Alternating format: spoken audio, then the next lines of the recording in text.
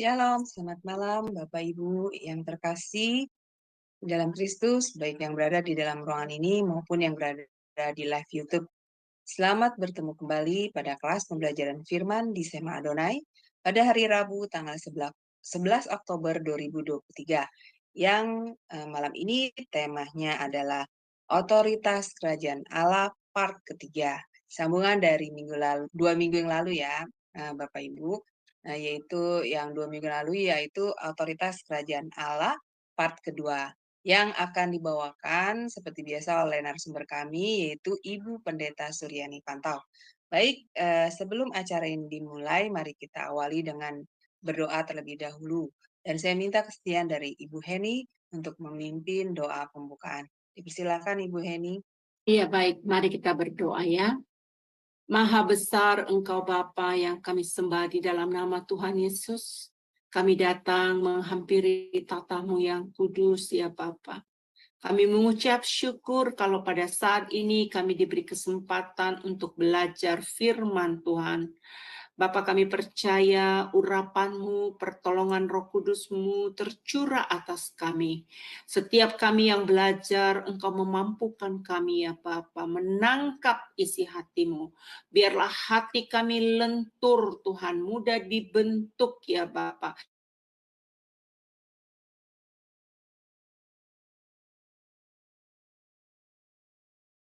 Engkau pakai untuk menyampaikan isi hati-Mu.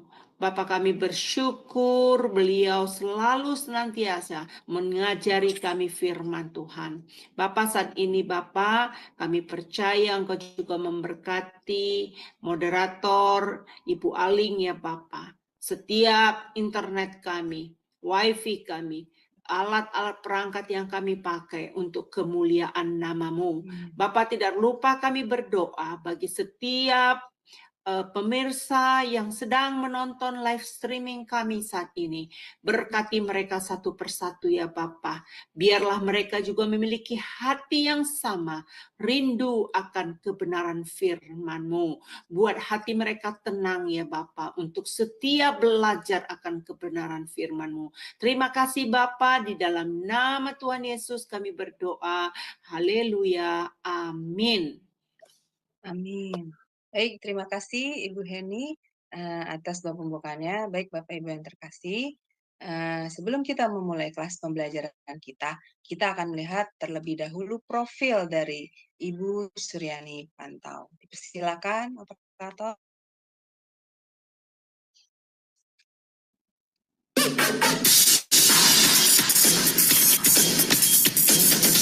Shalom semua. Pada kesempatan kali ini, Sema Adonai dengan bangga memperkenalkan pengajar kita, Ibu Suryani Watimena. Dan berikut adalah profil singkat dari beliau. Ibu Pendeta Dr. Suryani S. Watimena, MTH, lebih dikenal dengan nama Suryani Pantau. Lahir di Tanjung Uban, 11 Februari 1962. Beliau mengenyam pendidikan di SD Negeri 1, Tarempario, SMP Gideon, Jakarta Utara, SMA Negeri 13, Jakarta Utara, Sarjana Teologi, School for Advanced Studies, SAS, Word of Life, Philippines, Major Missiology, Third Pillar Bible School, Manila, Philippines, Major Missiology, Third Pillar South Bible, Reverend Grace Chalet, ST Spa, Colorado, USA, STT Inalta, Magister Theology, STT IKAT, Pasca Sarjana, Doctoral Ministry, Konversi Proses to DTH. Pengalaman pelayanan. Pengurus Bendahara Pamukri, Persekutuan Pemuda Indonesia, Youth for Christ, mengajar sekolah minggu, pelayanan dari COCM dan Berita Hidup.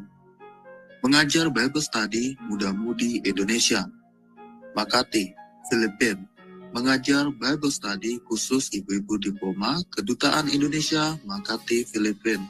Penyiar radio Kristen FEBC, Far East Broadcasting Company International. Pelayanan di Handicap Hospital, Colorado. Pelayanan penginjilan keliling bersama tim Ambassador International sebagai penerjemah dan pengkhotbah. ditasbis menjadi pendeta oleh Sinode Gereja Kristen Sahabat Indonesia, GKSI. Sekarang jadi GSI, Gereja Sahabat di Indonesia.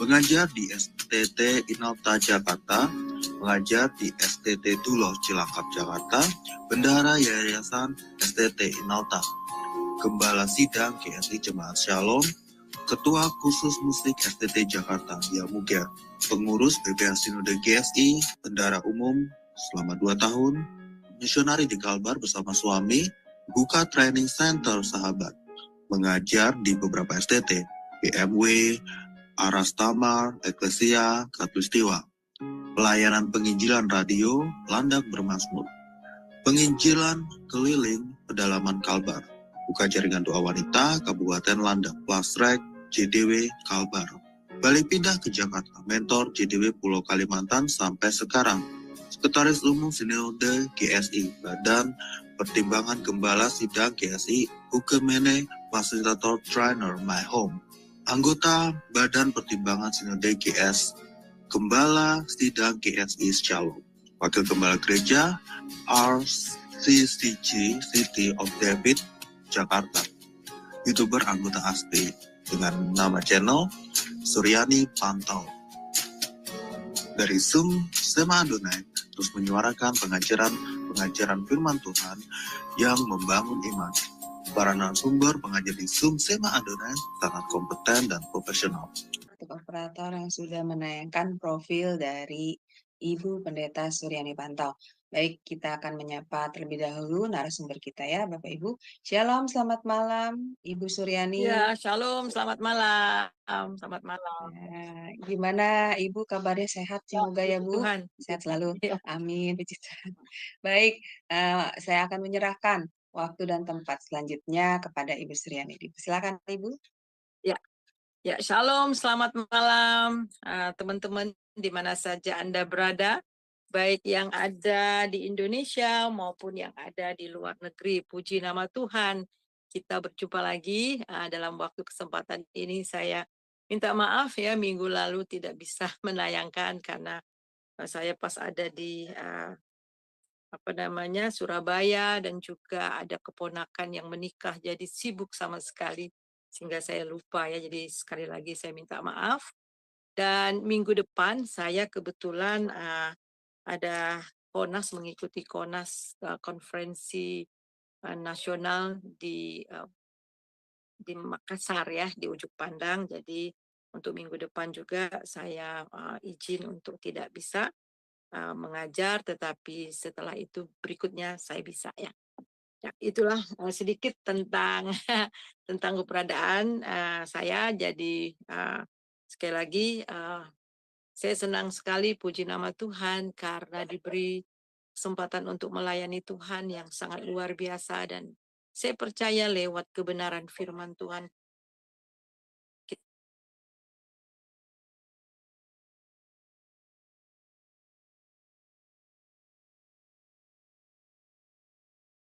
Kingdom Authority, saya akan review beberapa hal di dalam doa Bapa kami. Tuhan Yesus mengajarkan kepada kita setiap kali kita berdoa, yaitu di dalam Matius pasal yang ke-6 ayat yang ke-10, datanglah kerajaanmu, jadilah kehendakmu di bumi seperti di surga. Jadi saudara, kita melihat di sini Tuhan mengajarkan kepada kita untuk mendatangkan kerajaannya.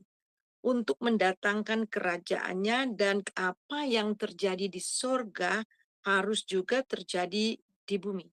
Jadi kita harus mengalami apa yang di sorga. Itu luar biasa sekali.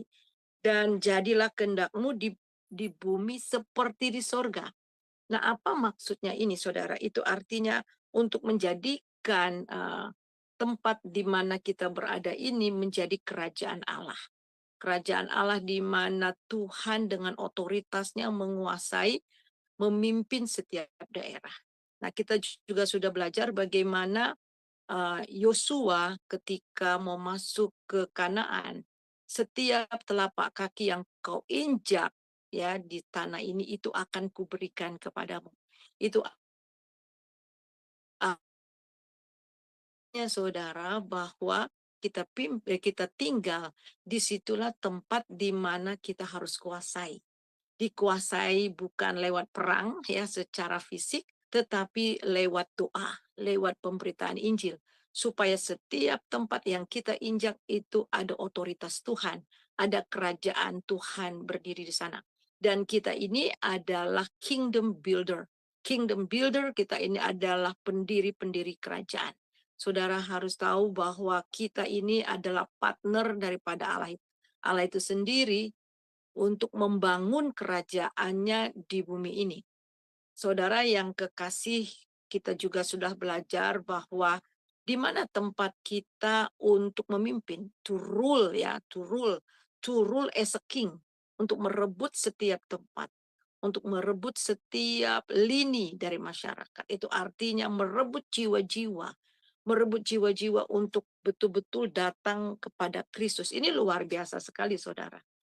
Nah, ini kita lihat ada tahap di dalam, ada beberapa langkah-langkah yang mungkin agak naik sedikit, Pak. Ya, kita lihat ada beberapa tahapan. Nah, kita melihat di sini ada 3 tahapan dalam doa peperangan. Nah, bagaimana caranya? Kita harus lewat doa. Nah, peperangan, kita harus merebut setiap tempat bagi Tuhan. Ada 3 tahapan dalam doa peperangan rohani. Yang pertama itu doa peperangan dalam melawan daging atau karnal. Doa peperangan melawan para dukun-dukun, roh-roh jahat. Dan kemudian doa peperangan tingkat strategis melawan penguasa teritorial di kawasan. Nah, saudaraku yang kekasih, kita harus tahu bahwa the way of thinking, the way of life dari suatu tempat itu sangat dikuasai oleh penguasa udara yang ada di tempat itu. Ya, saudara, jadi sangat dikuasai, sangat dipengaruhi oleh penguasa udara yang ada di tempat ini. Nah, kita melihat tingkat paling dasar itu adalah doa peperangan dalam melawan daging. Kita lihat bagaimana orang-orang Israel yang ada di padang belantara, mereka selalu bergumul melawan daging, ya, melawan daging. Sehingga doa-doa yang didoakan itu selalu untuk saya, untuk keluarga saya, untuk pekerjaan saya, semuanya saya, ataupun melawan bagaimana bergumul melawan dosa dan sebagainya. Nah, ini adalah tingkat dasar. Apakah salah kalau saya berdoa hanya untuk berdoa untuk keluarga saya, untuk anak saya, untuk pekerjaan salah? Tidak salah akan hal itu. Tetapi Tuhan mau saudara untuk meningkat, bukan hanya untuk kepentingan diri sendiri, tetapi juga untuk kepentingan orang lain. Jadi tidak hanya berfokus pada diri sendiri, tetapi juga berfokus juga kepada orang lain. Ya, berdoa juga untuk orang lain. Nah, kemudian yang kedua itu adalah doa peperangan melawan para dukun-dukun. Jadi ada orang-orang yang selalu berdoa atau di satu daerah itu dukun ya. Wah, saya diguna-guna orang, ya saya dibikin orang. Jadi selalu berkisar tentang kuasa kegelapan dan sebagainya ya. Jadi kita lihat di sini, baik itu secara pribadi maupun secara kooperat ya. Jadi melawan kuasa-kuasa kegelapan yang ada di sekitar itu. Apakah dalam kehidupan mereka, keluarga mereka, ataupun di dalam lingkungan di mana mereka berada. Nah, kemudian kita melihat yang ketiga, doa peperangan tingkat strategis. Nah, tingkat strategis ini adalah melawan penguasa teritorial kawasan. Jadi ini adalah pasukan doa di mana gereja-gereja, anak-anak Tuhan bersatu padu untuk sehati berdoa berperang melawan penguasa-penguasa yang ada di daerah tersebut, yaitu penguasa teritorial. Jadi kita harus tahu bahwa setiap tempat, setiap daerah itu ada penguasanya. Nah, coba kita melihat itu di dalam Efesus. Kita baca di dalam Efesus pasal yang ke-6. Efesus pasal ke-6, saya akan bacakan buat saudara ya.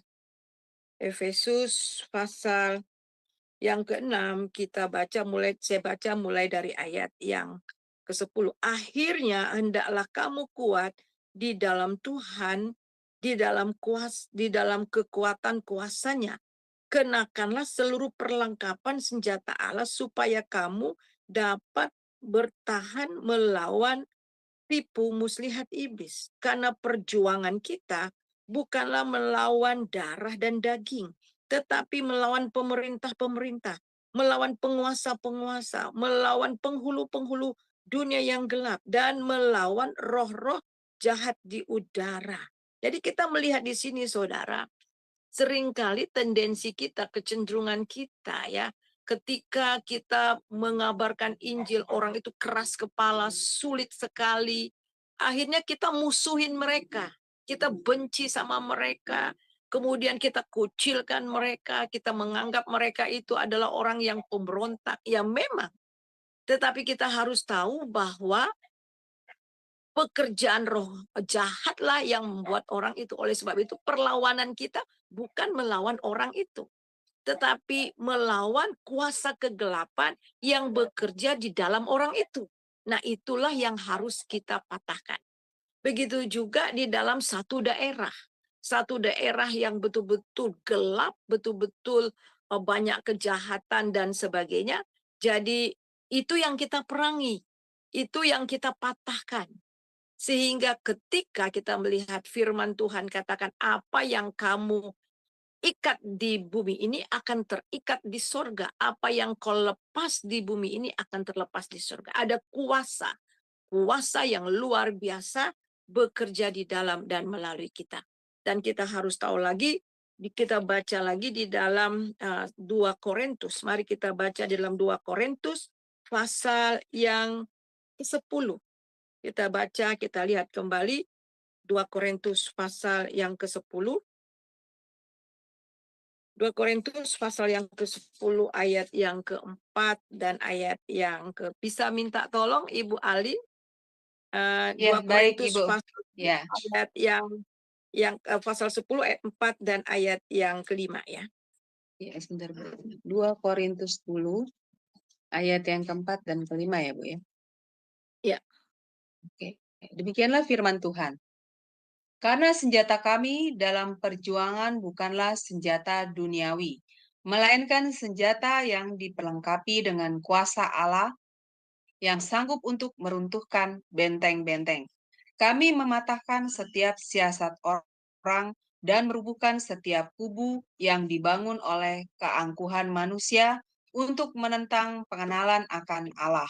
Kami menawan segala pikiran dan menaklukkannya kepada Kristus. Amin. Nah, ini adalah tingkat strategis ya, doa peperangan tingkat strategis. Kita melawan penguasa teritorial di kawasan tersebut. Jadi untuk merebut kota itu, merebut teritorial itu, kita perlu doa peperangan. Nah, di sini dikatakan bahwa karena senjata kami dalam perjuangan bukanlah senjata duniawi.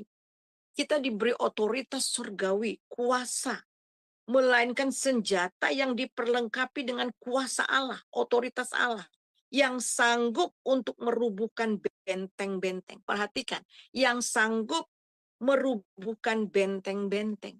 Itu benteng-benteng pertahanan iblis yang dibuat di suatu daerah. Bisa lewat kebudayaan, ya.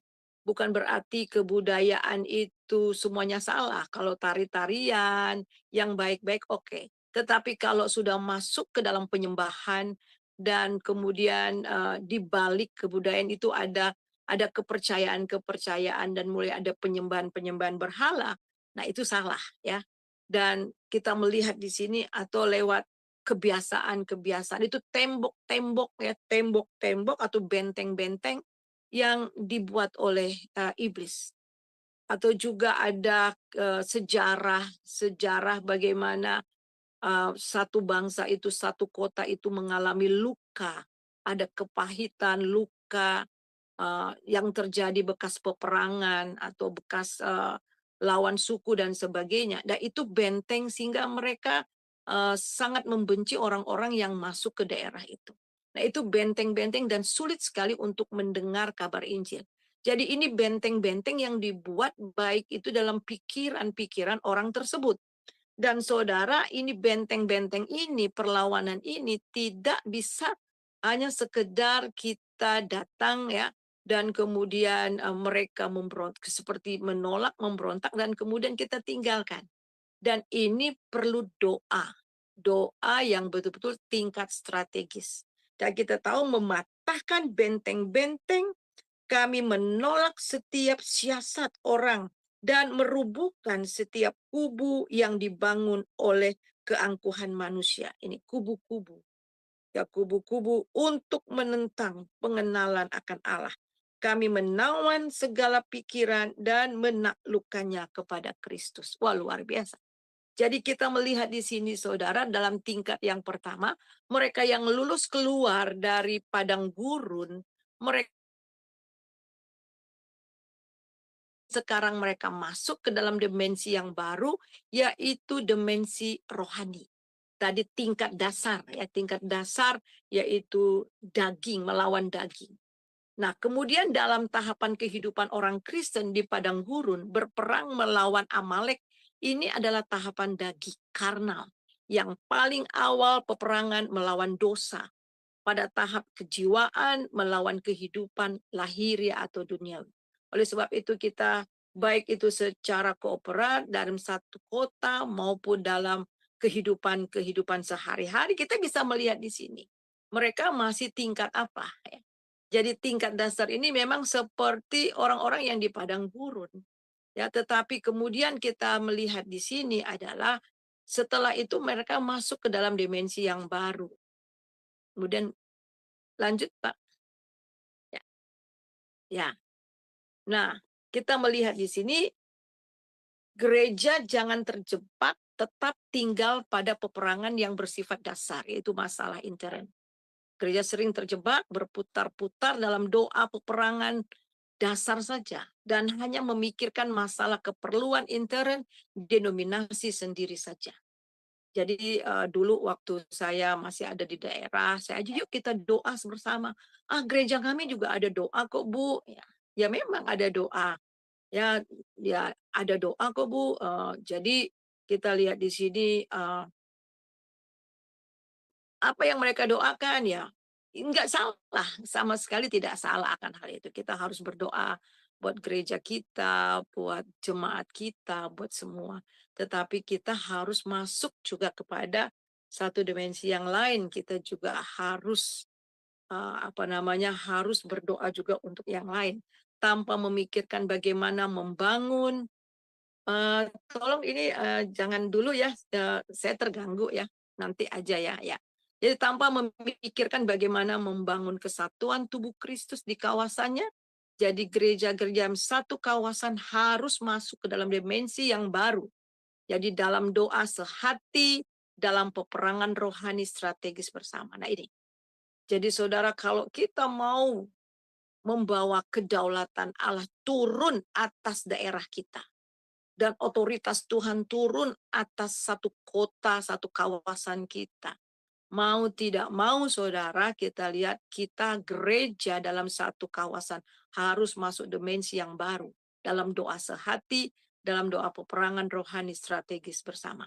Ya, lanjut.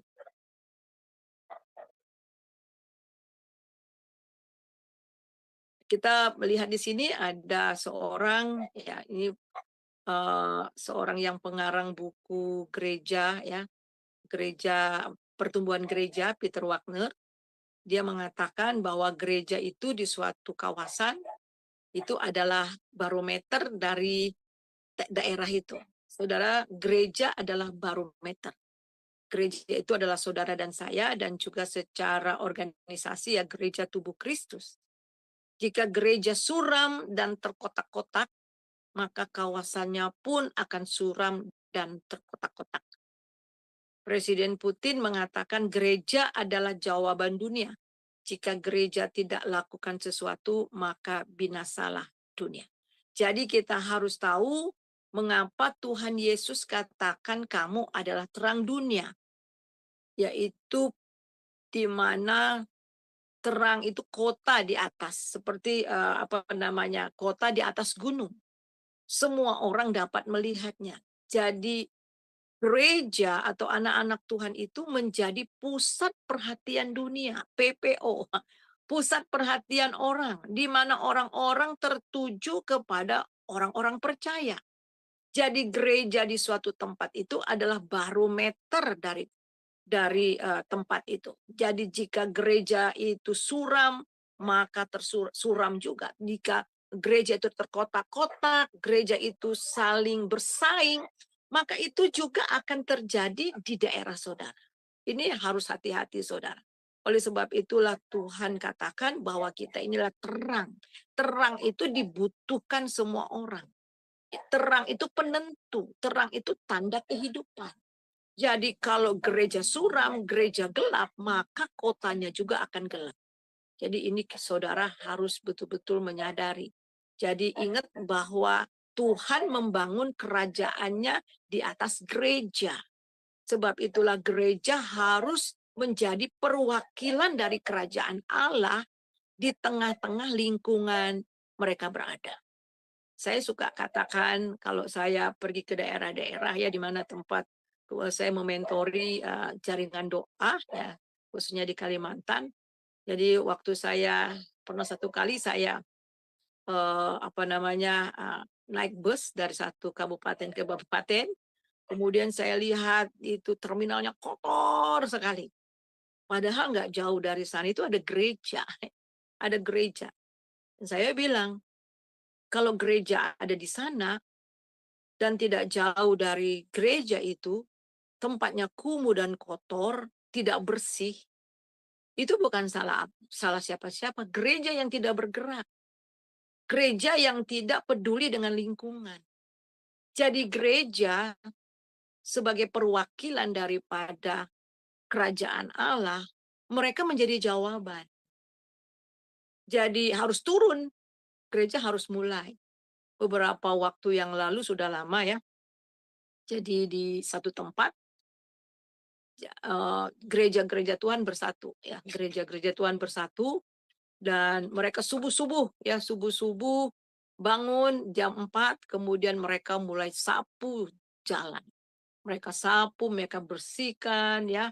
Dan ketika wali kotanya bangun kemudian berangkat, wah, apa yang terjadi ini kotanya menjadi bersih sekali dan akhirnya kota itu mendapat adipura ya. Jadi saudara, dan ternyata yang mengerjakan itu adalah gereja-gereja Tuhan bersatu. Jadi saudara ini jadi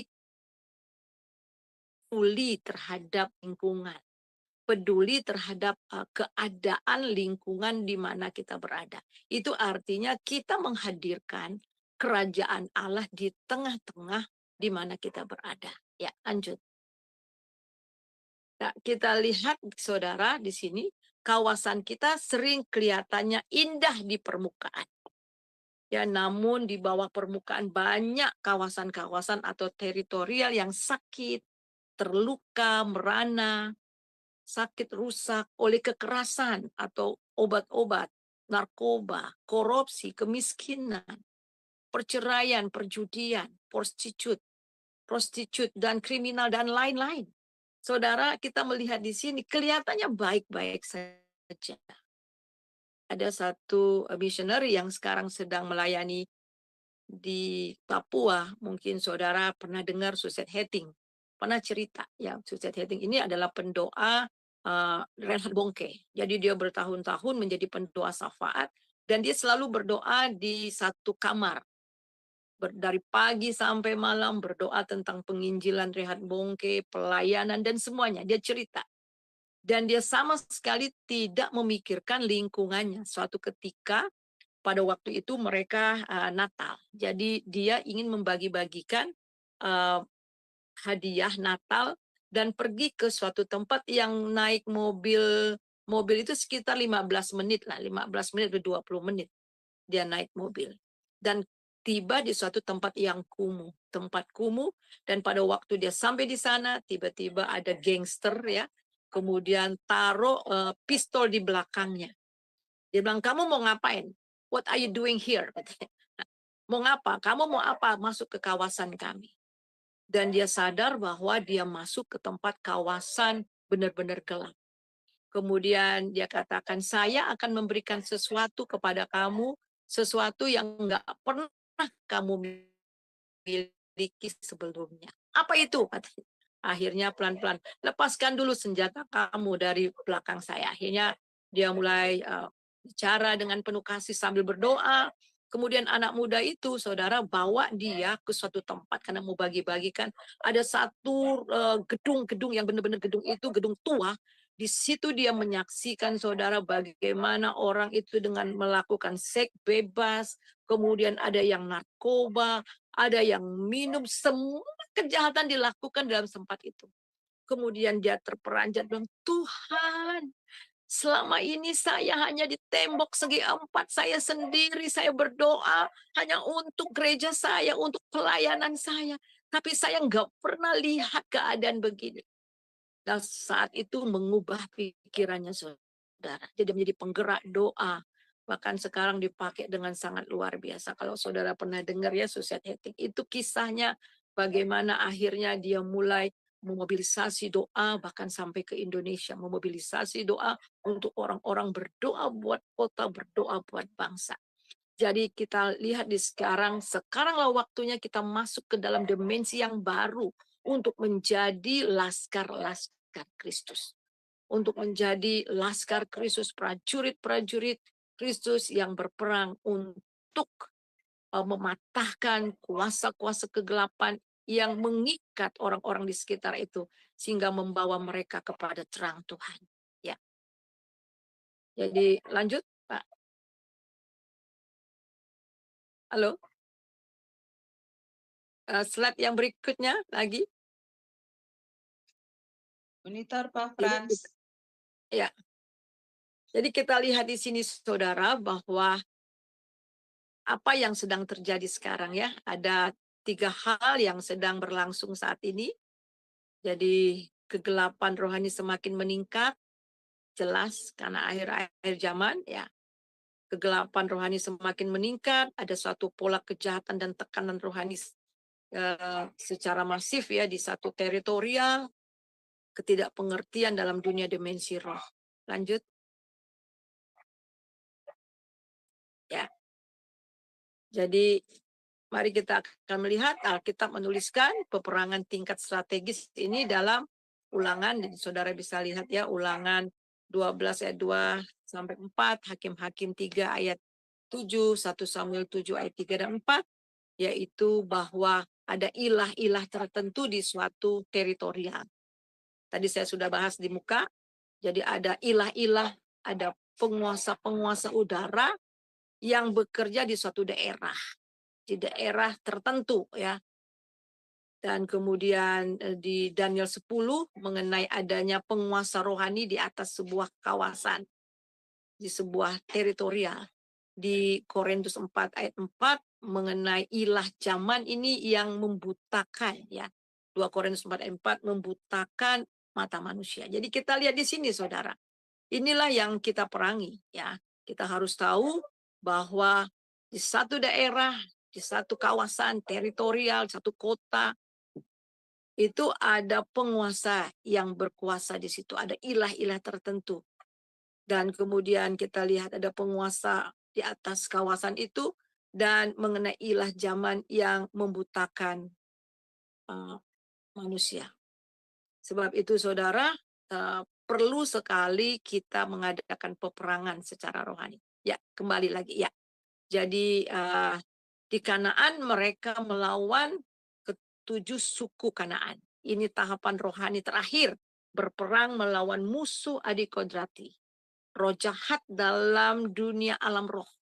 Ini yang disebut peperangan rohani strategis. Roh berperang melawan roh teritorial. Ya, jadi roh itu berperang melawan roh teritorial. Jadi karena perjuangan kita bukanlah melawan darah dan daging, tetapi melawan pemerintah-pemerintah, melawan penguasa-penguasa, melawan penghulu-penghulu yang gelap, melawan roh-roh jahat di udara. Ini kita harus sadari. Ya, jadi penguasa di udara penguasa roh-roh jahat yang sedang bekerja di daerah itu, sehingga orang-orang itu sulit sekali untuk mendengar Injil. Ada satu cerita missionary, ini hanya sampai perbatasan. Jadi perbatasan di sebelah sini yang dia lakukan ini sulit sekali untuk mendengar firman Tuhan. Ya, sulit sekali dan gelap sekali. Orang-orang di situ sangat memberontak dan menolak firman Tuhan. Tapi setelah masuk di kawasan yang seberangnya, ya, padahal itu hanya kawasan, hanya perbatasan. Tapi setelah masuk ke dalam perbatasan itu atmosfernya beda banget. Masuk ke sana atmosfer dirasakan, benar-benar mengalami atmosfer surgawi, hadirat Tuhan bisa dirasakan, dan kemudian mereka melihat orang-orang terbuka atas Injil, orang-orang sangat lembut mendengarkan kabar baik. Nah, saudara, itu kita lihat. Jadi tempat itu memang yang sudah dimenangkan. Tempat yang sudah dimenangkan bagi Tuhan. Jadi walaupun hanya perbatasan, tetapi kita harus lihat bahwa setiap teritorial itu ada penguasanya sendiri. Ada penguasanya sendiri, dan itulah yang harus dikalahkan. Ya, dikalahkan dan untuk dimenangkan bagi Tuhan. Ya, lanjut.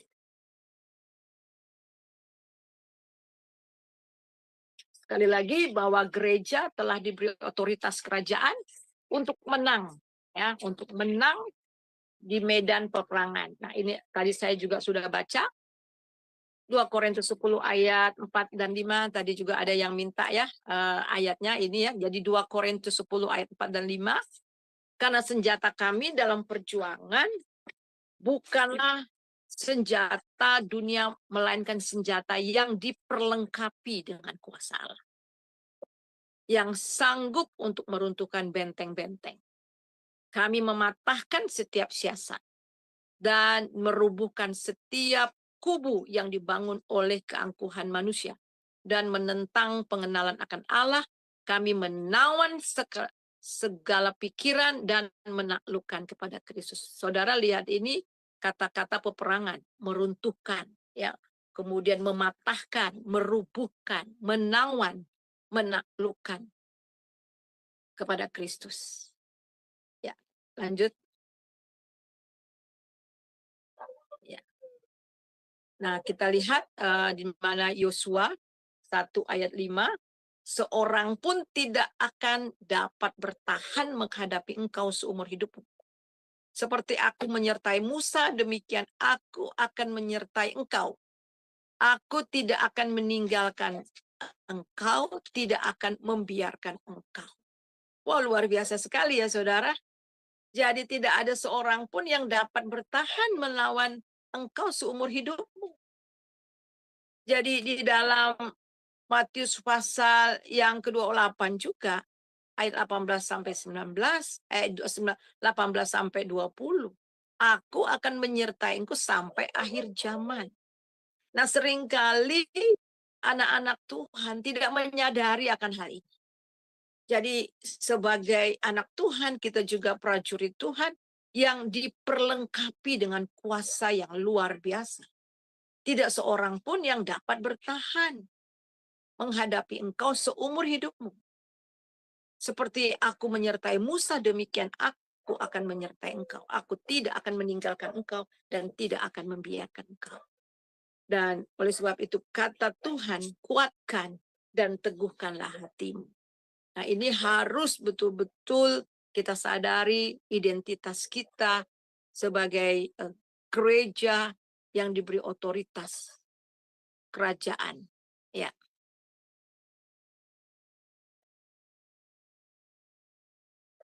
Ya, karena itu peperangan yang bersifat strategis ini perlu strategis yang tepat pula dalam memperlengkapi dan mempersenjatai diri melawan musuh.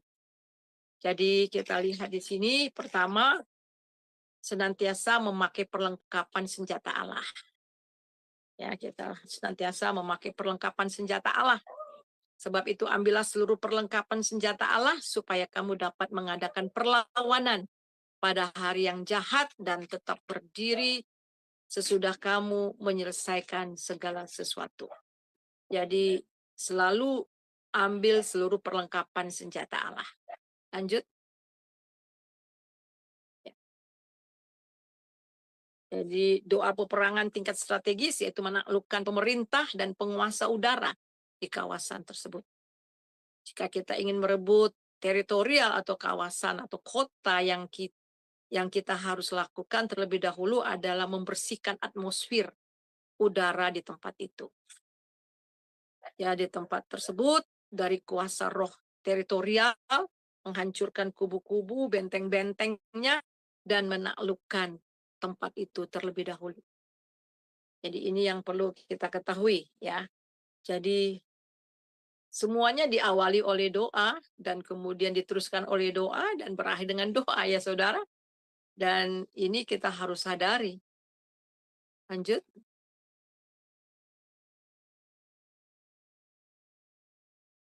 Nah, mengapa kita harus membersihkan atmosfer kawasan itu terlebih dahulu? Jawabannya adalah karena the way of life, the way of thinking dari suatu kawasan sangat ditentukan oleh penguasa udara yang ada di kawasan itu. Itulah sebabnya kawasan atau kota sangat suram, Injil sulit masuk, dan susah diterima di sana Injil. Kehidupan rohani tidak bertumbuh, gereja suram, daerahnya miskin, tingkat kejahatan tinggi, dan lain-lain. Nah inilah kita harus bersihkan. Ya, mungkin kita berpikir demikian. Apa bisa ya Bu? Ya bisa. Itulah tugas kita. Dan yang kedua itu membuat pemetaan rohani. Ya, pengertian pemetaan rohani itu apa, saudara? Jadi pemetaan rohani adalah satu cara yang dipakai sebagai sarana untuk mengetahui dengan jelas sasaran serta menemukan suatu strategi iblis, atau dalam bahasa militernya merupakan kekuatan intelijen dan pasukan melalui kita menerobos ke garis belakang musuh untuk mengetahui rencana-rencana dan kubu-kubu pertahanan musuh. Dengan kata lain, mata-mata rohani. Nah ini perlu kita ingat pada waktu Musa mengirim 2 pengintai sebelum mereka masuk Kanaan, dikirim 12 pengintai untuk melihat situasi, dan Yosua mengirim 2 pengintai untuk melihat situasi bagaimana keadaan. Jadi seseorang ya atau prajurit kalau mau mengadakan perang ini harus ada pemetaan dulu. Pemetaan. Di dalam pemetaan itu saudara kita melihat bagaimana keadaan kondisi rohani mereka, ya bagaimana tempat mereka, ekonomi mereka, kerohanian mereka, gereja dan sebagainya. Ya sejarah apa yang pernah terjadi di tempat itu sehingga orang-orang yang ada di sana menjadi keras, ada luka-luka. Nah, itu semua dibahas. Semua itu dilihat ya, dilihat. Dan itu sebelum kita mengadakan doa peperangan, doa keliling. Dan ini penting sekali untuk kita tahu situasi. Sehingga apa? Ketika kita berdoa, kita tidak asal berdoa. Sama seperti orang sedang berperang, tidak membidik, seperti gitu ya. Kemana saja, ya kemana saja pergi, asal kena ada yang nggak kena. Tetapi tepat pada sasaran. Sehingga ketika buat pemetaan rohani ini, kita lihat ketika kita berdoa, kita tahu apa yang kita doakan dan tepat ya, tepat kepada sasaran musuh ya yang kita sedang perangi ya. Kemudian kita lihat lagi yang berikutnya. Nah, jadi di sini saudara bisa lihat ada dasar peperangan rohani, itu adalah pemetaan rohani bilangan 13 ayat 1 sampai 33 ya. Jadi Tuhan berfirman kepada Musa untuk mengutus beberapa orang pengintai tanah Kanaan dengan tugas mengamati serta mempelajari wilayah akan direbut dalam mencari tahu. Nah ini tadi saya sudah bahas juga, apakah bangsa itu mendiami kuat atau lemah, apakah negeri itu baik atau buruk, bagaimana kota-kotanya terbuka atau tertutup oleh Injil, atau tanahnya gemuk atau kurus, apakah di sana ada pohon atau tidak. Jadi semua dibahas ya, semua diteliti dengan baik ya. Lanjut. Jadi Allah menyuruh Yeskel mengamati dan mengukur kota Yerusalem dan membuat strategi penyerangan berdasarkan hasil pengamatan. Jadi juga Paulus di Athena sebelum mengadakan pemberitaan Injil dalam Kisah Rasul 17 ayat 16-34, dengan mengetahui pentingnya suatu strategi, maka diperlukan pengamatan untuk pemetaan rohani. Ya, lanjut. Ya. Nah, ini ya contoh-contoh praktis. Apakah ilah utama dalam suatu bangsa, mesbah-mesbah atau kuil-kuil apakah yang berhubungan dengan penyembahan berhala dan dewa-dewa? Apakah pemimpin politik seperti presiden, raja, kepala suku telah mempersembahkan hidup mereka kepada ilah yang hidup? Nah, kita tahu juga, saudara, ini bukan rahasia lagi. Beberapa waktu yang lalu saya pergi ke suatu daerah, itu ada kuil yang besar sekali ya. Kami ke sana untuk berdoa. Dan ternyata kalau ada mau pemilihan-pemilihan seperti yang akan diadakan tahun depan, pejabat-pejabat sering ke sana. Sering ke sana untuk minta jabatan, untuk minta segalanya. Ya, coba saudara bisa bayangkan kalau pejabat kita, ya pemerintah kita mendapatkan jabatan dari kuasa kegelapan. Nah, sebab itulah penting buat kita untuk benar-benar berdoa untuk hal ini. Jadi, apakah telah terjadi penumpahan darah mengotori daerah itu? Bagaimana dasar kota itu didirikan? Saya pernah ke suatu tempat ya, tempat di daerah Sumatera sana. Ada tempat itu yang tadinya itu ada kota di situ, ada kota mana ya, ada nama di sana. Dan kota itu memang didirikan oleh misioneri zaman dulu ya. Tapi kemudian sudah mulai tergerus. Nah, dan bahkan sudah sebagian sudah meninggalkan Tuhan. Jadi kami datang ke sana mendoakan supaya dikembalikan kepada visi dan misi pertama kota itu didirikan. Mengembalikan, memulihkan keadaan atau tujuan kota itu didirikan bagi Tuhan.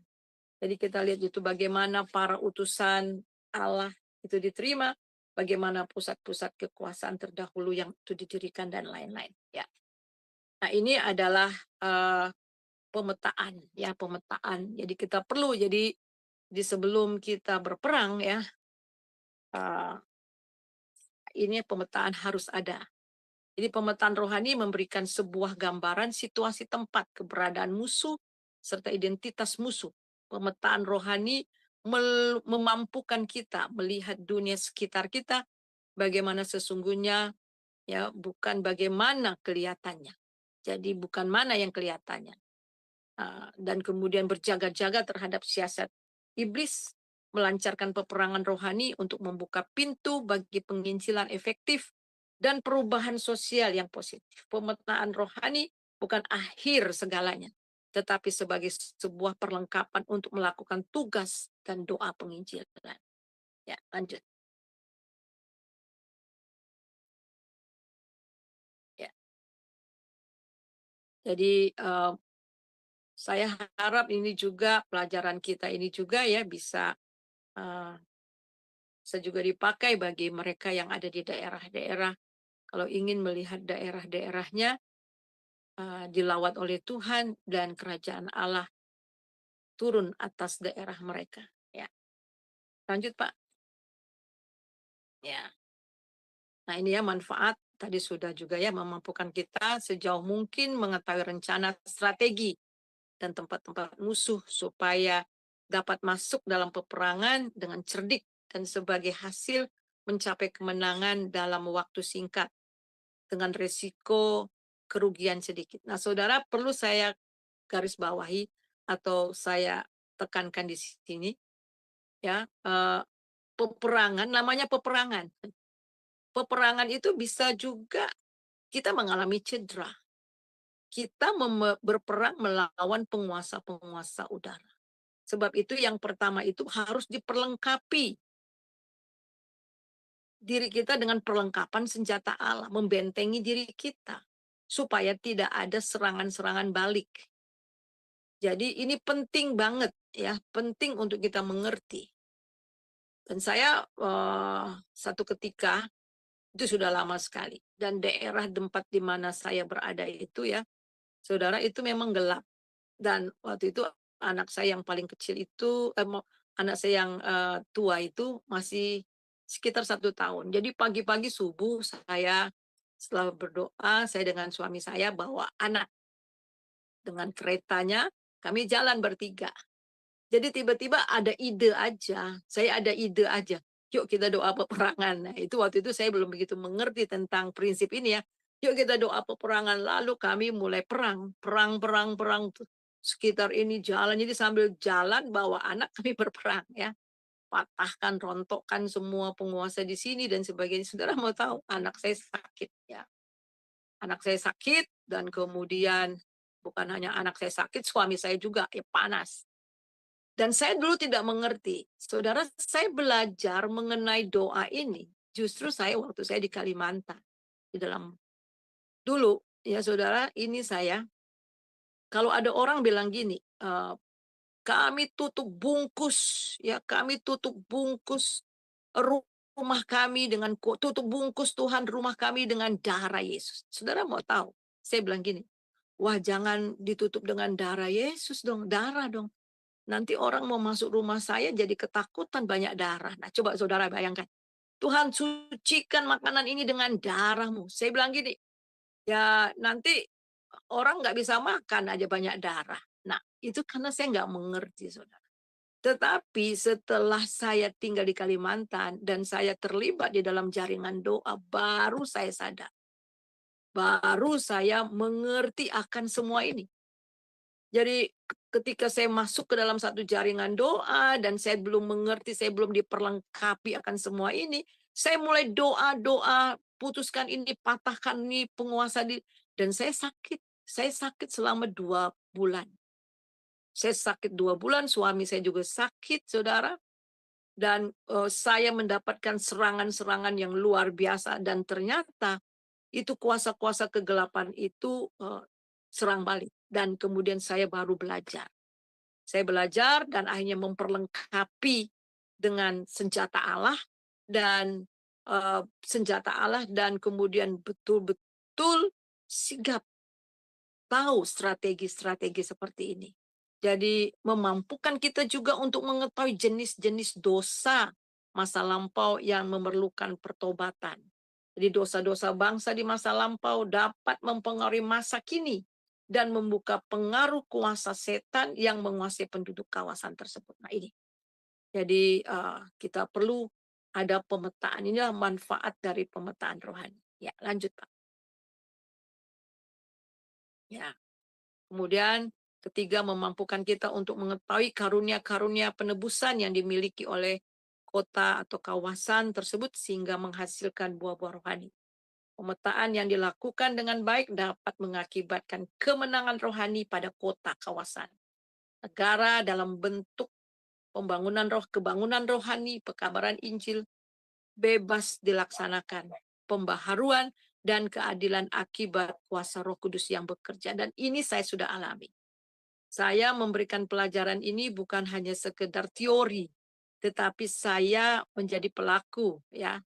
Saya sudah saksikan bagaimana tempat di mana kami diutus, daerah itu betul-betul gelap, dan benar-benar bekas perang suku pada waktu itu, gelap, dan anak-anak malas sekolah dan sebagainya, saudara.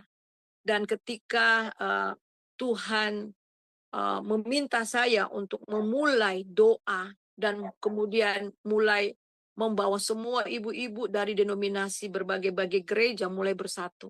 Kami mulai menangisi kota, kami mulai berdoa keliling, kami mulai puasa 1 minggu, 2 minggu, 3 minggu, kemudian puasa 40 hari, 50 hari, dan menangisi kota, menangisi orang-orang yang ada di sana, merebut jiwa-jiwa. Wow, luar biasa. Dan itu betul-betul terjadi luar biasa. Tempat itu ketika kami sudah mulai berdoa dan betul-betul surga itu open heaven itu benar-benar turun di atas tempat itu. Orang dari mana-mana dan saya masih ingat itu Sampai berapa tahun itu dari mana-mana datang untuk memperlengkapi, bikin KKR, seminar-seminar, mulai ada pelatihan-pelatihan penginjilan, uh, EE dan sebagainya.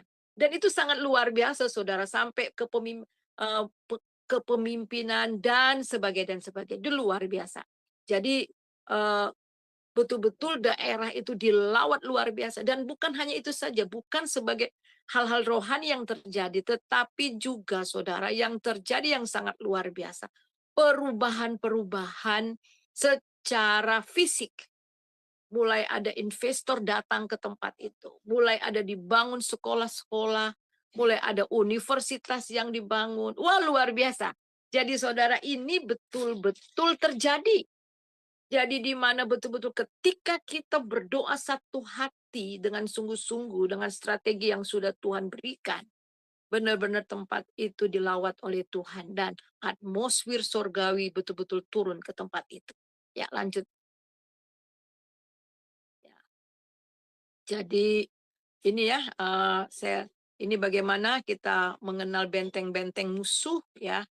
Jadi setan ya tadi saya sudah terangkan, benteng-benteng setan adalah tempat berkubu yang didirikan setan untuk meninggikan diri melawan pengetahuan akan Allah.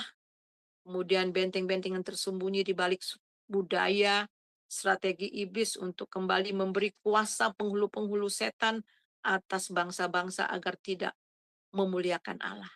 Ya, lanjut Pak. Ya, ini ya. Jadi mereka cenderung melawan ciptaan, bukan melayani ciptaan. Mereka cenderung melayani ciptaan, bukan pencipta.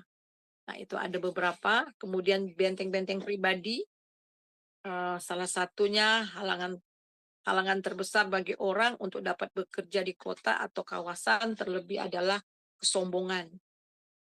Ya, dari orang-orang percaya dan sifat mementingkan diri sendiri dan denominasi. Ya, lanjut.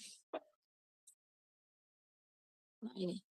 Saudara, ini benteng-benteng, saya singkat saja ya, saudara bisa nanti lihat, bisa dibagikan, tidak apa-apa. Saya punya ini karena ini pelajaran ya, jadi benteng-benteng dalam pikiran, benteng-benteng dalam ideologi, lanjut. Nah, benteng-benteng akultisme, benteng-benteng sosial, benteng-benteng antara kota dan kawasan dan gereja, ada keretakan antara gereja di kawasan itu, benteng-benteng tempat kedudukan setan, kemudian benteng-benteng aliran. Nah, ini benteng-benteng. Ini yang harus diperangi. Lanjut. Ya, kemudian benteng-benteng kesalahan. Jadi benteng-benteng yang dibangun dengan jalan mewariskan dosa, yaitu dosa nenek moyang yang masih dipertahankan di daerah situ. Kemudian yang keempat, maju ke medan perang dengan mengadakan doa keliling dan doa sehati kooperat di kawasan tersebut. Ya, sedikit lagi ya. Ya, jadi ini saya rasa sampai di sini dulu ya, Ibu Heni ya. Pelajaran kita mungkin terlalu banyak. Nanti minggu depan kita lihat dengan doa keliling. Iya, baik Ibu Suryani, terima kasih untuk penjabaran materinya yang luar biasa malam ini. Baik Bapak Ibu yang terkasih, sebelum kita masuk. Pertanyaannya bagaimana Bu? Sorry, ini tadi nggak bisa di-unmute ya, sekarang diambil, sorry. mau unmute susah karena belum ya. jadi co-host. Ya, ya silakan. Ya, jadi kita harus tahu bahwa di satu daerah itu memang ada teritorial. Jadi memang ada penguasa-penguasa udara. Oleh sebab itu yang di dalam Efesus itu kan ada, kalau kita baca coba dalam Efesus pasal yang ke-6 Bu. Efesus pasal 6 mulai dari ayat yang ke-10 11 ya. Ayat 11 kenakanlah bukan ayat yang ke-12. karena perjuangan kita bukanlah melawan darah dan daging, tetapi melawan pemerintah-pemerintah. Nah, ini bukan pemerintah Indonesia ya, bukan bupati, bukan camat, bukan ya. Nah, ini pemerintah-pemerintah penguasa udara. Kemudian ada lagi tingkat di bawahnya lagi melawan penguasa-penguasa. Kemudian mulai penghulu-penghulu dunia yang gelap, melawan roh-roh yang jahat di udara. Nah ini, jadi itu ada teritorialnya, ada setiap tempat itu ada penguasa-penguasa yang menguasai tempat itu. Ya, nah inilah yang apa namanya, yang menguasai penduduk yang ada di dalamnya. Nah ini yang namanya tingkat strategis. Ya. Jadi penguasa udara, kuasa kegelapan ini juga memang mereka punya apa namanya, pemerintah-pemerintahnya, kemudian ada penguasa-penguasa di tempat, penghulu-penghulu dunia, dan juga roh-roh jahat yang bekerja di dalam daerah situ.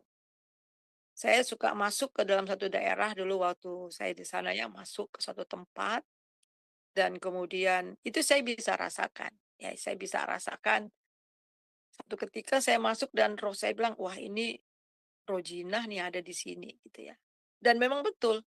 Jadi waktu ada konseling, jadi kita ada KKR dan kemudian ada seminar-seminar dan hampir semua itu saya kaget sekali. Ternyata yang perselingkuhan yang terlibat dalam perselingkuhan itu bukan hanya bapak-bapak yang berselingkuh, tetapi ibu-ibunya pun berselingkuh, diselingkuhi. Jadi hampir rata-rata dosa yang ada di sana itu dosa perselingkuhan. Wah, itu yang diperangi. Jadi dalam satu daerah itu kita melihat apa yang menguasai tempat itu. Kemudian ada juga pembunuhan-pembunuhan. Pembunuhan apa pembunuhan dan kemudian juga bukan hanya pembunuhan-pembunuhan. Satu tempat itu selalu kecelakaan. Kalau kecelakaan di tempat itu pasti fatal, mati orang. Nah, itu juga yang kita harus perangi. Jadi kita perangi, kita pergi ke tempat itu dan kemudian kita doakan. Jadi itu. Iya, seperti itu ya Bu ya, apa, dulu pernah ada kisah yang kecelakaan di jalan tol daerah mana gitu ya Bu ya, itu selalu setiap ini, ada kecelakaan di daerah itu. Nah itu berarti ada roh-roh jahat yang Ya, menguasai betul. daerah itu berarti Bu? Ya. Eee, Dan itu memang itu yang kita harus doakan. Kita doakan dan sering kan memang nggak banyak orang mengerti akan seperti ini ya. Pelajaran seperti ini nih mhm, banyak orang gereja, orang Kristen yang nggak tahu. Nah ini, jangankan gitu, saya dulu sudah jadi mhm. hamba Tuhan, jadi gembala, bahkan mengajar di sekolah Alkitab, saya hal-hal yang seperti ini nggak ngerti gitu. Ya, Oh, jadi seperti nggak ini juga ngerti. ya Bu, daerah misalnya ada suatu daerah yang di mana masyarakat di situ, banyak melakukan, hal-hal yang negatif gitu, misalnya seperti, mabuk-mabukan, lalu kemudian berjudi. Nah, itu Hmm. ada roh-roh jahat yang menguasai daerah itu ya, Bu, berarti ya, Bu? Seperti itu Kegelapan, ya? roja kegelapan, ya itu diperangi. Mmm, Ya, aku catat. Jadi ini mhm, teman saya nih mhm, cerita nih, ini di Jakarta. Jadi mereka mau di kawasan di daerah kota sana ya, mereka mau doa keliling. Jadi sebelum doa keliling tuh mereka bikin ada pemetaan. Mereka kaget sekali rupanya justru ada 100 titik, 150 titik atau berapa itu tempat-tempat maksiat, tempat-tempat narkoba, judi, dan sebagainya, prostitut, yang benar-benar nggak kelihatan tersembunyi. Nah, kalau dilihat di permukaan daerah itu baik-baik saja gitu loh. Nggak ada apa-apa, kelihatannya aman, tentram, nggak ada. Tetapi rupanya ada tempat-tempat tersembunyi yang memang orang nggak tahu. Tapi lewat pemetaan itu, lewat mereka berdoa dan nyatakan di mana tempat-tempat itu terbongkar semua gitu. Nah, itu. Jadi memang Tuhan menyingkapkan ya, menyingkapkan apa yang sedang terjadi di daerah iya, itu sama Mm-mm. sekali dengan kasat mata nggak kelihatan, tetapi ketika kita ingin membersihkan kota itu dari kuasa kegelapan, dari ikatan-ikatan, dan dengan doa jelas waktu kita ada pemetaan itu bukan hanya sekedar kita adakan pemetaan begitu, tentu dengan doa ya, kita minta pernyataan Tuhan, bongkar di mana tempat-tempat yang tidak diketahui, tempat tersembunyi, tetapi Tuhan ada aja jalannya gitu, ada aja akhirnya kita tahu, oh yang sama sekali kita nggak pernah pikir daerah itu tuh seperti itu gitu loh. Tetapi akhirnya tahu, termasuk juga, eee, sejarah, masa lampau dan sebagainya. Nah ini saya ada satu contoh, teman saya cerita, jadi mereka tuh ada pergi ke tuh daerah, saya lupa daerah mana. Daerah itu gelap sekali, mereka harus pergi ke pulau, ke tempat itu pergi lagi ke pulau, tempat itu benar-benar gelap. Hamba-hamba Tuhan sering apa ya, sering ditolak, eee, nggak bertumbuh, tapi mereka orang Kristen, tapi keras gitu loh. Akhirnya mereka berdoa, "Tuhan ini ada apa?" Di teman saya bilang, "Ini ada apa ya?" Setiap hamba Tuhan yang diutus ke sana mental. Akhirnya konflik-konflik mental. "Ada apa ya Tuhan?" Akhirnya mulai doa-doa dan mereka tanya. Ternyata itu waktu dulu, dulu itu kan ada missionary zaman dulu itu, suka digotong gitu, ada ditandu ya, ditandu missionary. Kemudian, ditandu, kemudian, jemaatnya mungkin capek ya karena menandu, eee, missionary, akhirnya missionary itu dilempar, dibuang ke sungai sampai berdarah atau gimana lah gitu. Dan missionary itu, mengutuk. Nah, ini juga kesalahan ya, mengutuk orang-orang di situ. Tempat ini nggak diberkati, dan betul tempat itu miskin, susah, missionary namanya orang Kristen tapi miskin dan sebagainya. Akhirnya dibongkar, hanya pergi ke beberapa orang-orang tua di sana, akhirnya terbongkar semua. Nah, itu akhirnya mereka berdoa, mereka putuskan, mereka berdoa minta pengampunan dan patahkan semua kutuk. Dan kemudian luar biasa tempat itu diberkati. Nah itu, yang seperti itu ya. Jadi, hal-hal yang, Oh, ya ya. ya seperti Berarti heeh, dulu saya pernah, Bu Suryani, saya tinggal di daerah yang memang tempat itu lingkungannya itu banyak sekali orang-orang yang melakukan terutama perjudian ya, Bu, mhm, perjudian gitu. Jadi eh, eh, bisa dengan mudah melihat di pojok-pojok eh, gang gitu, misalnya di dalam lingkungan itu kan daerah kota ya Bu, itu kan ada gang-gang gitu. Nah itu di pojok-pojok di gang dalam itu banyak orang yang berkumpul gitu Bu untuk berjudi gitu di tempat itu. Oh berarti harusnya memang itu didoakan ya Bu diperangi, ya tempat seperti ya itu ya. diperangi Eh, diperangi. Jadi karena tempat-tempat itu memang yang ada roh-roh. Iya. ya ya, jadi itu Hmm, emang diperangi dan mereka terikat kan di situ, diikat, oh iya diikat. betul, betul Jadi Bu, itu karena gini Bu, karena udah digerebek polisi, dilaporin polisi berkali-kali, itu nggak habis-habis, ada terus gitu yang heeh, apa ngumpul lagi, iya. bermain judi lagi, mabuk lagi di situ. Iya Bu, seperti itu. Jadi, pertama itu Jadi, memang kita perangi ya, kita perangi tempat itu, roh-roh yang menguasai mm, orang-orang di situ, dan yang seperti tadi ya, dan kemudian setelah itu, kita rebut jiwa mereka, persiapan hati mereka, sehingga ketika mereka mendengar Injil, mendengar firman Tuhan, hati mereka terbuka gitu loh. Nah itu, jadi itu baik. dilakukan, iya. Nah, yang ini Bu, saya juga mau nanya yang tentang ini, ketidakmengertian dalam dunia dimensi roh. Maksudnya bagaimana Ibu? Kalau tentang Ya, yang ini, karena orang-orang, ya. ya ketidakmengertian, ada banyak, jika saya katakan, ada banyak anak-anak Tuhan nggak ngerti gitu loh, nggak ngerti bahwa dimensi roh ini memang, eee, bahwa perlawanan kita ini kan bukan melawan darah dan daging, melawan, penguasa di udara. Sehingga ketika kita, menemukan seseorang yang, tingkah lakunya menjengkelkan, sudah didoakan susah hidupnya gitu ya,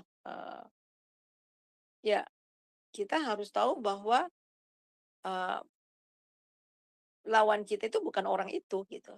Tapi lawan kita itu kuasa kegelapan yang ada di balik orang itu. Dan juga eh, penguasa udara yang ada di sekitar daerah situ. Nah, banyak orang kan nggak tahu. Sehingga banyak orang kalau hamba-hamba Tuhan diutus ke satu tempat, tapi kemudian mentok, akhirnya keluar. Ada yang keluar malah tinggalkan tempat itu dengan sakit hati. Gitu, nggak menang akhirnya. Jadi nggak menang. Jadi ada banyak orang diutus ke tempat itu, ke satu tempat ya, ke satu tempat, tempat yang gelap, tempat yang suram, tempat orang-orangnya susah. Jadi akhirnya dia sendiri yang terpental dari situ. Nah ini. Dan pulang dengan sakit hati terhadap orang-orang yang di sekitar kita. Nah sebenarnya yang harus dia lakukan itu justru harus adakan peperangan. Membawa orang berapa orang di sana peperangan melawan penguasa yang sedang bekerja di tempat itu. Nah ini, itu maksudnya. Jadi memang ada banyak orang yang belum mengerti akan dimensi roh yang seperti ini. Berarti melihatnya hanya kepada keadaan diri orang itu ya Bu, tidak menyadari bahwa ada kekuatan yaitu dimensi roh yang menguasai orang itu dan daerah itu ya, seperti itu ya Bu Suryani. Jadi karena ketidakmengertiannya ini ya jadi akhirnya menanggapinya dengan ya itu seperti Bu bilang ya Bu, Ya, orang itu penginjil yang datang ke situ pulang keluar dari situ dengan sakit hati. bahkan ada yang Berarti lari, yang kalau kabur lari begitu aja tinggal jemaat-jemaat nggak tahu. Dan itu kemudian ada lagi diutus ini yang saya lihat ya. Diutus lagi akhirnya jatuh di dalam percabulan dan sebagainya justru hamba Tuhannya gitu. Kemudian diutus lagi ada masalah aja gitu. Nah ini. Nah memang emang orang-orang yang harus diutus itu memang harus kuat dan mengerti ya. Dan kalau boleh sih jangan satu orang gitu, bisa beberapa orang supaya kuat lah ya. hmm, Supaya kuat bisa saling menopang, sehingga bisa saling betul menopang betul. satu dengan yang lain. Saling Gereja-gereja mengingatkan juga ya. harus ada kesatuan. Memang yang dibuat oleh iblis itu supaya gereja-gereja sana nggak bersatu, saling bersaing. Nah, Hmm, saling bersaing. Jadi saling bersaing antara denominasi satu dengan yang lain gitu. iya Sehingga betul Bu ya. ya, Banyak terjadi ya ya, Bu di ya zaman itu sekarang ya Bu ya. tempat itu semakin gelap gitu. Kan tadi sudah katakan Mm-mm, Peter Wagner mm-mm, katakan bahwa mm-mm, gereja itu adalah barometer dari masyarakat.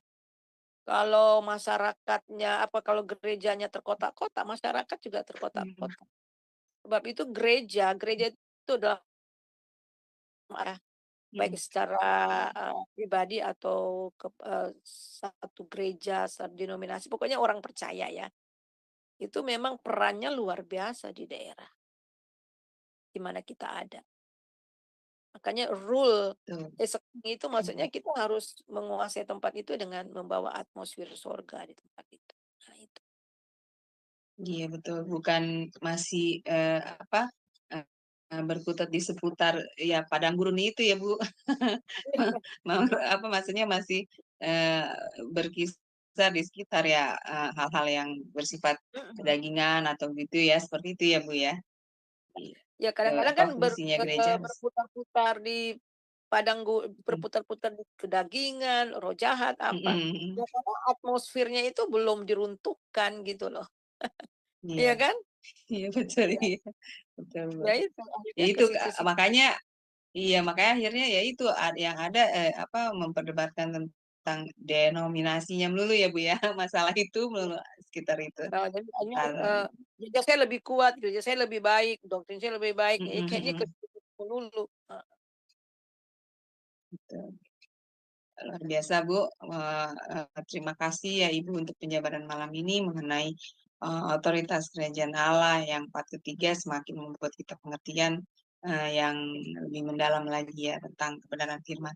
Baik, ini Bapak Ibu sekalian, apakah masih ada yang ingin bertanya atau Ibu Heni mau juga bertanya? Silakan, boleh Silakan Bu, atau menanggapi boleh. menambahkan. Iya, silakan Ibu Heni. mengenai materi pembelajaran Ibu Suryani malam ini. Ya, pelajaran kita hari ini sangat bagus ya, sangat diberkati luar biasa. Ya, memang untuk merebut kota itu memang kita harus mengenal tutorialnya. Dulu saya pernah belajar ya Bu ya. Jadi kita harus keliling, kita harus lihat ada apa di kota itu. Ada kayak ada wiharanya, ada temple, terus ada klub-klubnya gitu. Jadi memang di satu daerah di New York ini, di tempat tinggal saya yang dulu, itu kan banyak orang M-nya, M-nya itu orang Meksiko. Tapi kita panggil mereka itu bukan orang Meksiko, orang Madura. Oh, Itu istilahnya orang Madura. Jadi daerah itu memang tempat mabuk-mabukan ya, anak-anaknya tuh banyak yang ngedrug, terus orang-orang juga di situ tempat penjualan di daerah situ. Jadi memang kalau kita masuk ke daerah situ itu lain deh atmosfernya, beda banget gitu. Jadi memang di New York tuh juga ada banyak sekali tempat-tempat titik-titik yang daerahnya kurang bagus ya. Ya, cuman karena di sini ini saya lihat gereja-gereja di situ banyak gereja-gereja, Bu. Banyak ada dari berbagai bangsa karena namanya Queens itu kan kota yang besar ya. Jadi banyak orang-orang yang dari Indonesia juga, orang-orang Meksiko juga, orang Korea di situ, gereja Amerika sendiri gitu. Ya saya lihat juga ya sampai saat ini tambah parah, Bu. Kemarin saya ke hospital, ada yang harus saya urusin mengenai surat saya. Terus saya lihat, waduh, saya 2 tahun sudah pindah dari sini. Tambah parah aja nih kota saya gituin. Ya, tambah kumuh saya lihat gitu. Banyak orang yang ngedrug. Terus bau itu, Bu, kalau kita lewat itu, bau apa? Cimeng ya, bau apa sih namanya itu? Sejenis narkoba ya, Bu? Nggak tahu, bukan narkoba. Itu kayak cerutu yang bau itu loh. Oh banget, aduh sampai saya bilang, kok kalian kok suka sih cium bau ini ya? Sampai nggak bisa nafas kemarin, Bu. Agak jauh dikit bau, agak jauh dikit bau. Loh saya bilang, di mana sih yang bebas baunya di sini? Ya itu memang harus ada penggerak, Bu. Harus ada penggerak doa, harus ada orang yang memulai menyadari keadaan kotanya dan kemudian mulai memobilisasi. Walaupun cuma mulai dari 2 orang, 3 orang. Berdoa buat tempat itu. Dulu saya ikutan tuh, Bu, di gereja Bethel.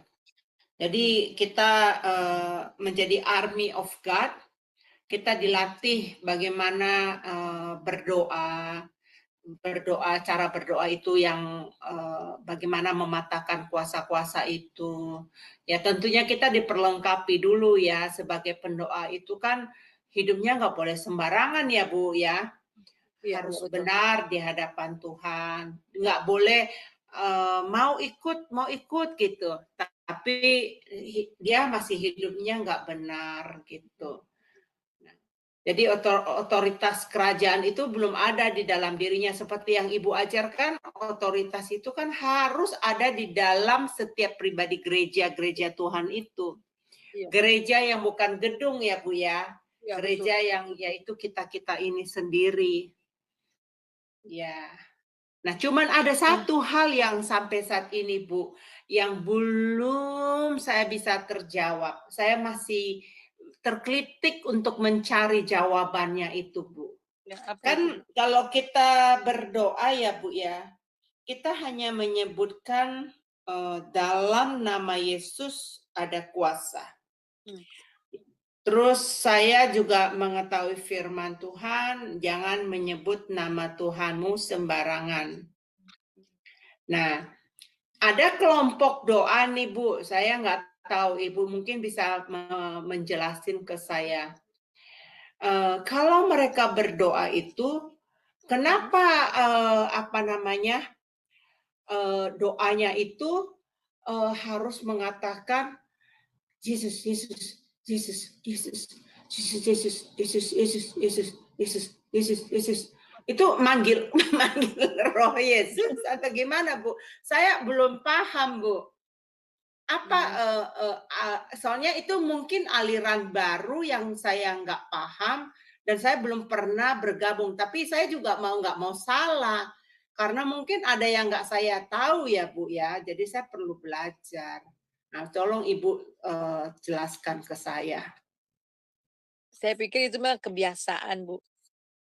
Tapi kan motivasi mereka yang kan ada orang biasanya kalau ada beberapa gereja yang saya kenal, yang saya pernah ketemu dan mereka doa, Jesus, Jesus, Jesus, tapi hati mereka ke Jesus. Oh Yesus Tuhan, Yesus, Yesus, Yesus, Jesus gitu kadang-kadang gitu. Ada juga emang haleluya, haleluya, haleluya, haleluya. Ada yang kayak gitu juga.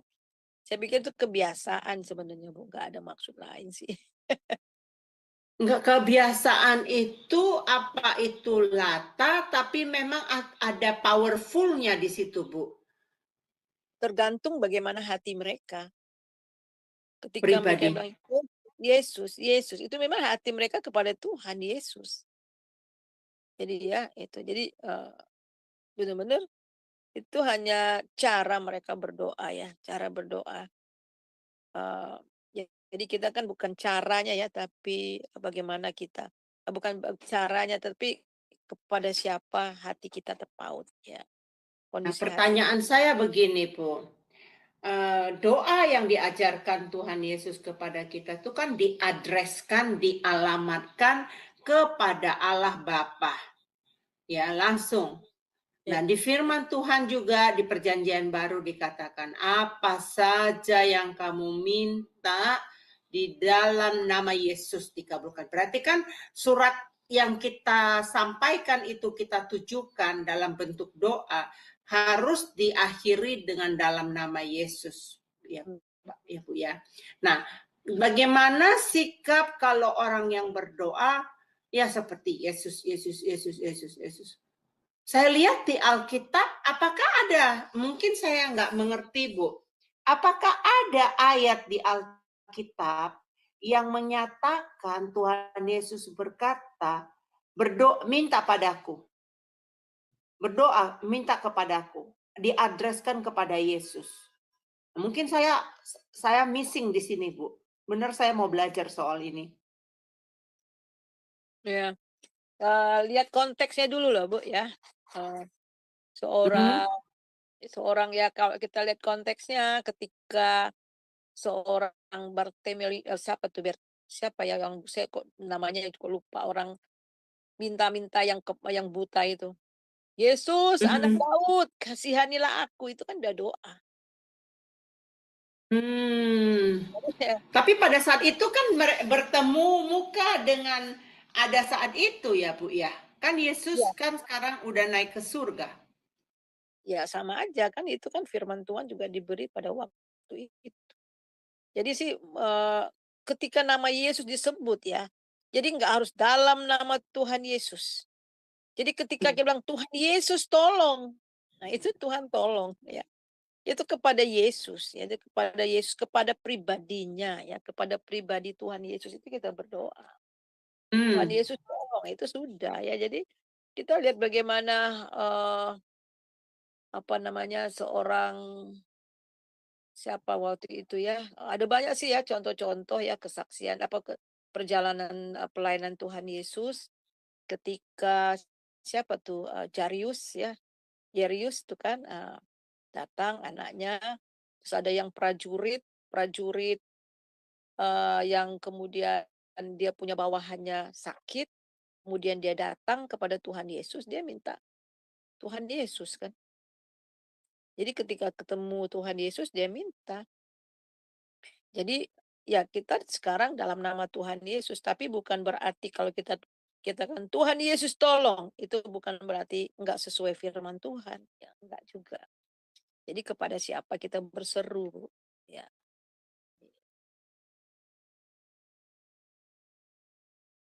Itu jawaban saya, Bu. Ya, Ya. ya, baik.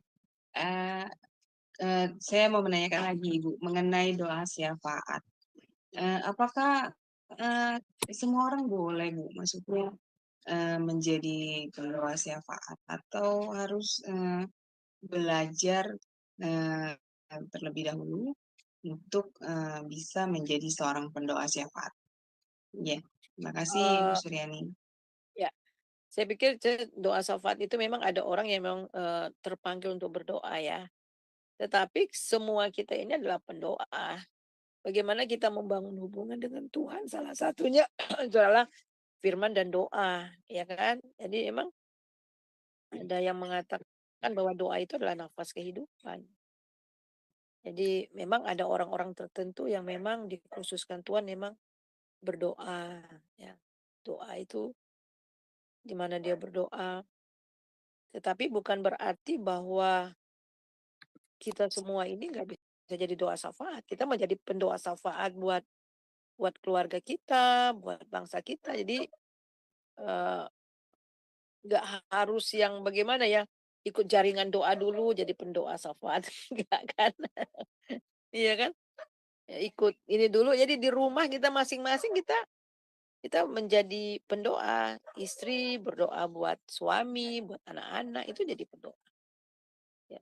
Iya, Mm, iya betul. Berarti apa tidak ada, maksudnya harus ada ikut kelas atau belajar tentang Kecuali kalau memang bagaimana itu cara berdoa gitu ya. Iya, ya itu oke. kecuali kalau memang emang terpanggil di situ. Kalau kita mau belajar, kalau kita mau lebih tekun lagi, mau punya peduli atas kota, begitu terpanggil, ya memang kita harus belajar. Setiap kita emang harus belajar. Ya. Ya, baik. Terima kasih Ibu. Ini siapa? Ada Kayaknya yang Ibu mau bertanya Murni lagi? mau bertanya. Ibu Murni ya? Ibu, Yuk, silakan Ibu Murni, sudah dikasih co-host. Bisa ya. dibuka mute-nya. Salam Ya, Ibu Suryani. Saya enggak Shalom. bertanya sih, salam. Ya, terima kasih temanya. Tadi saya di atas kereta api juga dengar-dengar. Tapi kadang-kadang saya punya ini hilang gitu kan, apa namanya internet. Tapi saya terima kasih banget ya temanya ini sangat luar biasa gitu loh. Ya saya pernah mengalami juga di Jerman. Saya diajak dengan ibu rohani saya waktu itu ya, tapi sudah lama sih Ibu, 16 tahun yang lewat kalau nggak salah kira-kira. Diajak rame-rame dengan namanya Faya Yesus. Artinya Faya Yesus itu kita berdoa untuk membuat satu apa daerah itu untuk berdoa gitu loh. Waktu itu saya ya memang sudah belajar sama ibu rohani juga gitu kan. Ya udah ikut gitu rame waktu itu kan. Jadi kita buat spanduk semua. Jadi di daerah itu dikeliling, kita keliling semua begitu rame-rame gitu. Rame terus doa-doa terus keliling lagi doa-doa, tapi kita ada sekitar banyak sih Ibu, jadi bukannya 5 orang sampai 50 orang waktu itu Ibu kita rame. Iya, Tapi puji Tuhan kita nggak ada yang sakit loh semua, bener. Kita iya, itu dari pagi sampai malam kita kelilingin. Oh itu daerah itu ada satu di Frankfurt ini Ibu, daerahnya ngeri banget gitu ya, semua ada di situ kejahatannya gitu loh ya. Jadi mm, gabung dari beberapa gereja yang ada hati untuk mendoakan daerah itu. Jadi termasuk saya diajak ibu rohani saya, ayo kamu ikut katanya. Gak boleh kamu ini. Loh, saya bilang besok saya kerja. Ikut kamu didoain itu ikut. Ya udah saya ikut. Nah, ikut. Wah, lama juga gitu kan, keliling-keliling gitu. Tapi betul kita tanya semua gak ada yang sakit Ibu. Benar. Gak ada kita yang sakit semua. Saya juga nggak dapat serangan, nggak juga. mm, Terus kita doa nyanyi-nyanyi gitu ya. iya, Begitu banyak pujian di daerah itu gitu ya. iya, Yang tadinya daerah itu sangat rawan banget Ibu. Sekarang jadi daerahnya agak bisa ya lebih baik daripada yang dulu gitu loh. Dulu kan rawan Iya. banget gitu ya. Serem gitu ya, Ibu. Sekarang Iya. daerahnya bisa dibilang lumayan, jadi nggak terlalu ini ya, nggak terlalu rawan seperti dulu lagi gitu. Tapi Iya, masih iya. harus perlu juga lagi terus dibuat, cuma ya itu sudah ditangani dengan gereja, bukan gereja kami sih, ada gereja karismatik yang Iya. tangani gitu, Ibu. Jadi setiap setahun di sini, Ibu, ada beberapa gereja itu gabung mendoakan satu lokasi-lokasi di sini, Ibu. Iya, iya. Iya. Heeh. Jadi makanya tadi saya ingat, oh iya ya betul ya hal itu. Jadi saya jadi ingat kejadian 16 tahun yang lalu gitu dulu ya. Hmm. Nah, saya sekarang nggak ikut lagi gitu ya. Dulu diajak-ajak ikut begitu. Tapi memang Iya. harus diberikan itu ya seperti Bu bilang harus ada, maksudnya kita harus di apa juga kan, dimuridkan gimana gitu loh. Tidak sembarangan Dilengkapi. ikutnya. Iya. Iya. Jadi itu yang saya alamin gitu ya. Terus di Bali saya pernah juga di Bali. Supir saya kan Hmm. sama supir saya kita sekeluarga juga sama anak saya, suami saya. Selalu setiap jalan, ada jalan tertentu Ibu, dia selalu klakson.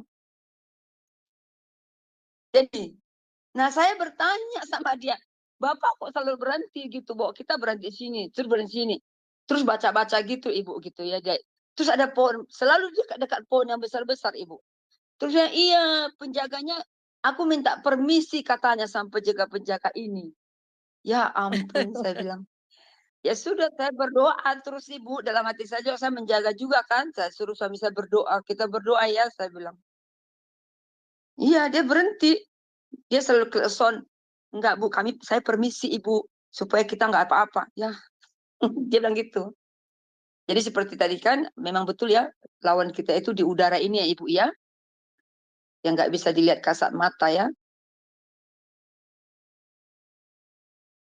Iya, betul. Betul sekali ya, Ibu Murni ya, Ibu Suryani, bahwa yang kita hadapi itu memang roh-roh penguasa udara ya, pemerintah-pemerintah udara. Jadi kalau misalnya suatu saat lagi saya melihat tempat itu banyak apa namanya kegiatan-kegiatan yang berdosa gitu ya Bu, misalnya apa namanya seperti yang tadi saya ceritakan bahwa saya dulu pernah tinggal di daerah yang banyak orang-orangnya itu melakukan kegiatan judian gitu dan mabuk-mabukan.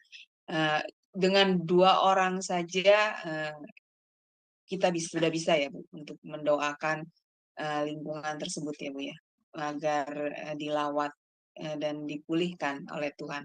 Ya, seperti itu ya Bu Suryani ya. Betul nggak Bu? Iya, saya juga mau Hmm. bertanya itu. Apakah bisa dengan hanya 2 orang Ibu? Saya gitu. Saya rasa gimana? Bisa, Kalau tadi Bu Suryani bilang bisa. tadi saya nggak Iya, dengar ya.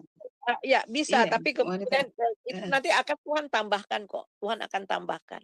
Kan ini Gitu. pekerjaan Roh Kudus ya. Jadi ada Betul. 1-2 orang dan mulai akhirnya Mm, spirit itu memang roh yang daripada Tuhan ya. Akhirnya mm, Tuhan memberikan kerinduan yang sama untuk kita bersekutu. Mm. iya, wah, luar Akhirnya itu biasa bisa ya melanda materi malam ini. roh doa itu roh doa itu bisa melanda semua orang yang ada di situ. Kesadaran itu Mm, ya. Walaupun jadi awalnya dari 2 orang pun juga tidak Iya, apa-apa ya satu Bu dua. Suryani. Iya, betul. Nah, ya Nanti akan bekerja ya Bu kuasa Roh Kudus iya. itu sehingga akan banyak orang yang juga akan ikut terpanggil untuk Kerinduan. mendoakan daerah Iya, situ ya. Iya. iya betul. Dulu saya juga dulu pun begitu ya. Dulu baru saya ke sana start from woman bagaimana Tuhan. Jadi ada beberapa Mm, ibu-ibu aja yang kita puasa. Lama-lama ya jadi banyak. Dan sekarang ini memang di mm, tempat di mm, mana saya ada dulu itu bahwa setiap mm. kami itu ada mereka kumpul bisa sampai 60 orang, 50 orang gitu. Puji Tuhan. Mm. Iya. Baik, luar biasa Ibu, dan ini sepertinya sudah larut sekali dan Ibu juga perlu istirahat ya. Baik, kita Iya, tutup ya Ibu Suryani kelas ini. iya. Ibu closing statement lalu pimpin doa untuk kami semua ya Ibu. Ya. Ya, baik. Terima kasih Ibu Suryani. Ya, saudara yang kekasih, jadi pelajaran kita mengenai kingdom authority itu berarti bahwa Tuhan menginginkan kerajaannya dibangun di bumi ini. Dan saudara dan saudari, ya saya dan saudara itu adalah pembangun. We are the kingdom builder. Kita ini adalah pembangun-pembangun kerajaan Allah. Dan setiap kita bertanggung jawab di mana tempat kita berada. Jadi kita ini adalah garam, kita ini adalah terang yang membawa terang, yang membawa damai. Istilahnya ketika ada terang di situ, maka gelap itu akan sirna. Ya, ketika anak-anak Tuhan menyadari betapa gelapnya tempat itu dan mereka mulai membawa terang, maka terang itu akan ada di kota kita. Jadi sebab itu mari kita terus bersatu. Ingat cara iblis untuk menghancurkan satu kota dengan membuat kotak-kotak. Jadi gereja-gereja anak-anak Tuhan tidak bersatu, anak-anak Tuhan merasa dirinya lebih baik daripada yang lain, sehingga mereka terkotak-kotak. Nah, saat seperti itulah iblis akan berkuasa di tempat itu. Akan terjadi perpecahan satu dengan yang lain. Akan tetapi ketika gereja-gereja tangkap maksud Tuhan bagi kota itu dan mulai bersatu, merendahkan diri, dan kemudian berbalik dari jalan-jalan mereka yang jahat, maka firman Tuhan mengatakan Tuhan akan memulihkan negeri itu. Dan terakhir saya ingin membacakan buat kita dari 2 Tawarikh ya, 2 Tawarikh 2 Tawarikh pasal yang ke-7 ayat 14. Ya, 2 Tawarikh pasal yang ke-7 ayat 14. Ya. 2 Tawarikh pasal 7 ayat 14 demikian bunyinya. Dan umatku yang atasnya namaku disebut merendahkan diri, berdoa dan mencari wajahku, lalu berbalik dari jalan-jalannya yang jahat, maka aku akan mendengar dari sorga dan mengampuni dosa mereka serta memulihkan negeri mereka. Sekarang mataku terbuka dan telingaku menaruh perhatian kepada doa dari tempat ini. Ya, jelas ya. Jadi jelas bahwa ketika umat Tuhan yang atas nama Tuhan disebut merendahkan diri, berdoa, mencari wajah Tuhan, berbalik dari jalan-jalan jahat, maka Tuhan mendengar dari surga, mengampuni dosa mereka dan memulihkan negeri mereka. Jadi memulihkan sehingga terjadi transformasi, sehingga terjadi perubahan-perubahan. Bapa, dalam nama Tuhan Yesus, terima kasih buat kebenaran firman Tuhan yang kami pelajari. Terima kasih karena Engkau telah memanggil kami untuk kami pergi dan menghasilkan buah. Dan satu hal bahwa sebagai anak-anak Tuhan, kami ini adalah perwakilan kerajaan surga. Biarlah dimanapun kami berada, nilai-nilai kerajaan surga itu bisa terjadi di tempat itu. Kehendak Tuhan bisa terjadi di tempat itu seperti di surga. Kau pakai kami yang ada di tempat ini, bahkan orang-orang yang mendengar pelajaran ini boleh mendapatkan satu motivasi dan kesadaran bahwa kami ini adalah barometer dari tempat di mana kami berada. Dan kami boleh dipakai oleh Tuhan untuk menjadi agen perubahan di tempat di mana kami berada. Nah, terima kasih buat Sema Adonai, terima kasih buat hamba-hambamu yang melayani di tempat ini, biarlah lewat channel ini banyak orang yang diberkati. Terima kasih saudara, angkat hati terima berkat daripada Tuhan. Damai sejahtera sukacita yang melimpah-limpah dari Bapa di dalam Tuhan Yesus Kristus senantiasa menyertai saudara mulai hari ini sampai Maranatha. Haleluya. Amin. Amin. Baik, terima Amin. kasih Ibu Suryani untuk pelayanannya. Tuhan berkati pelayanan Ibu lebih dan lebih lagi. Baik, kepada Bapak Ibu yang terkasih di dalam Kristus, terima kasih sudah stay bersama kami sampai semalam ini. Selamat beristirahat, Tuhan berkati. Shalom, shalom, shalom.